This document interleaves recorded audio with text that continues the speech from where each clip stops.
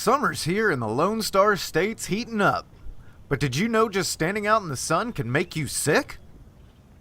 Most people don't realize it, but not only is the sun Mother Nature's heater, it can also act as her laser death ray. As the weather heats up, so do our bodies. And you sweat to cool yourself. You cool down as the sweat on your body evaporates. If the weather is hot and also humid, your sweat can't evaporate as well. This keeps your body's air conditioning from getting its thermostat low enough. Heat-related illnesses such as heat cramps, heat syncope, heat exhaustion, and heat stroke can occur when this happens. Doing a lot of strenuous activity outside can really work up a sweat. All this sweating depletes the body's salt and moisture levels. The low salt level causes cramping or heat cramps. These result in painful muscular spasms in the arms, legs, and abdomen. Be sure to drink plenty of fluids to help prevent heat cramps. After several days of exposure to high temperatures and inadequate fluids, heat exhaustion can develop. As people approach heat exhaustion, the skin may be cool and moist. The victim can be dizzy, thirsty, and weak. Their pulse rate will be fast and weak with fast and shallow breathing.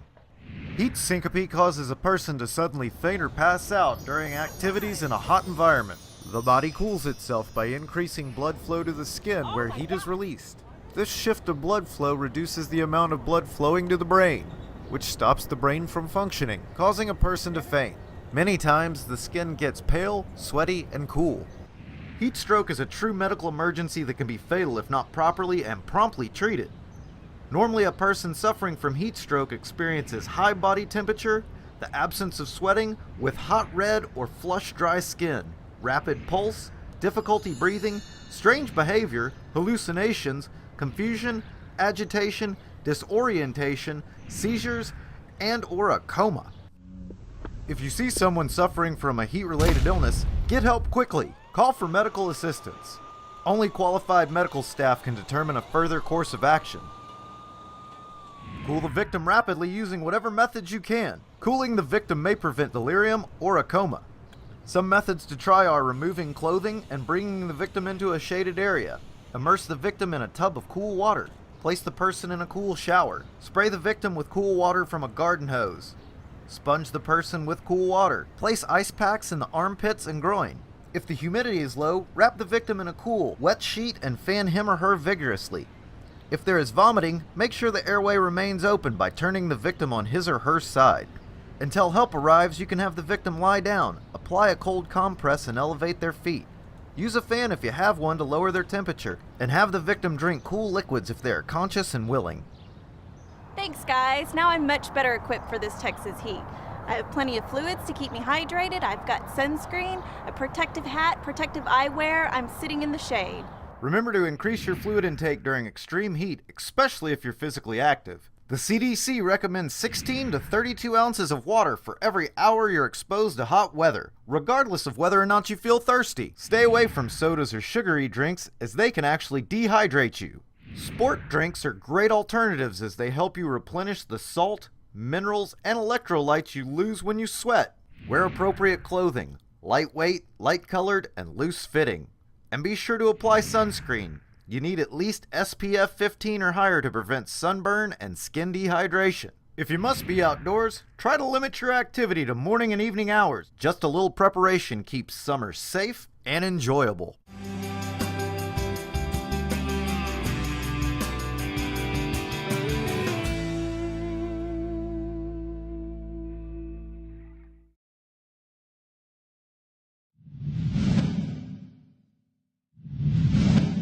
How to avoid a heat stroke.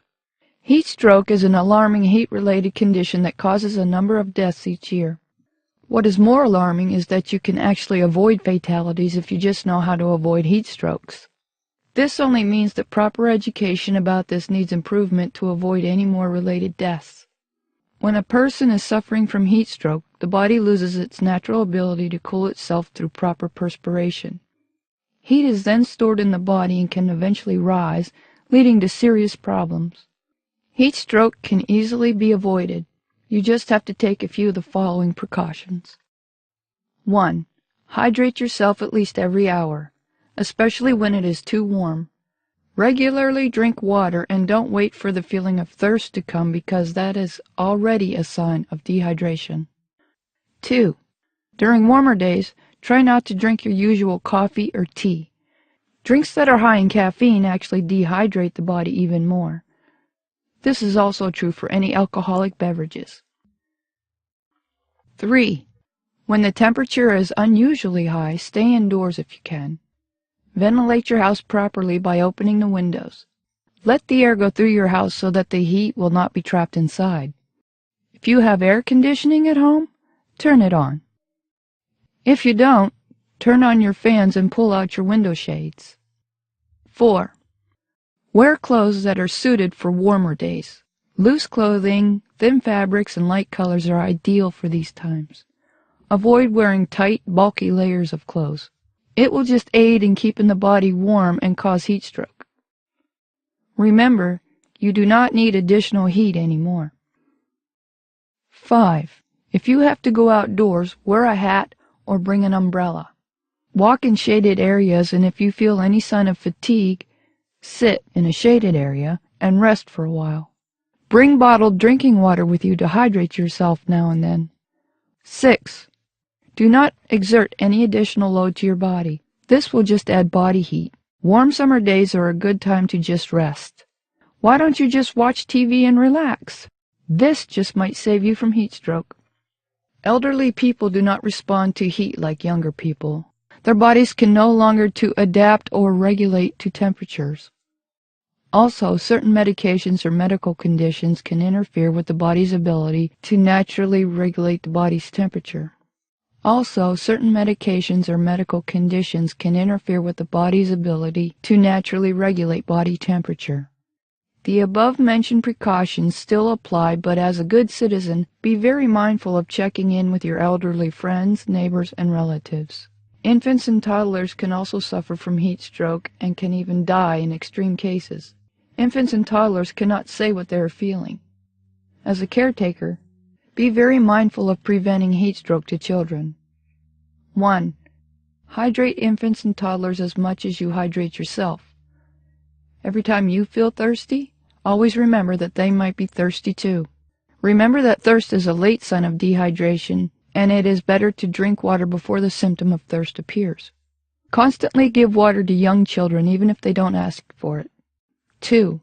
Most cases of deaths in children happen because they are left in a closed vehicle. Never leave a child unattended in a car.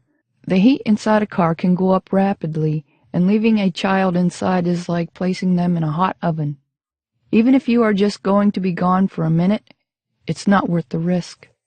3. During warmer days, avoid overdressing infants and toddlers. It is warm already. They don't need additional clothing for warmth. It is best to stay indoors with your kids. They can be really hyperactive and can just add heat to their bodies. Make this a good quality of time for you to play board games or watch your favorite cartoon shows. Your knowledge on how to avoid heat strokes can save lives. Always be mindful when days are extremely warm to take the necessary precautions. It is a preventable condition, and it is such a shame if we still can't do anything to avoid it.